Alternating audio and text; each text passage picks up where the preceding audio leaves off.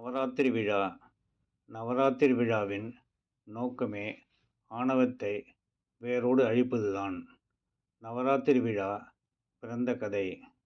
சும்பன் நிசும்மன் என்ற அரக்கர்கள் சாகா வரம் கேட்டு பிரம்மாவிடம் தவமிருந்தனர். சக்திமிக்க ஒரு பெண்ணால் உங்களுக்கு அழிவு ஏற்படும். பிறந்தவர்கள் கண்டிப்பாக ஒரு நாள் மரணம் அடைந்தே தீர வேண்டும் என்ற நிபந்தனையுடன் பிரம்மா வரனளித்தார். இந்த வரனை பயன்படுத்தி இந்த அசுரர்கள் அட்டகாசம் செய்தனர். தேவலோகத்தை கைப்பற்ற முயற்சி செய்தனர். சிவபெருமானையும் இதர தெய்வங்களையும் கூட மதிப்பதில்லை. அவர்கள் அழியும் காலம் வந்தது. பார்வதி தேவி 8 சக்திகளை தோற்றுவித்தாள்.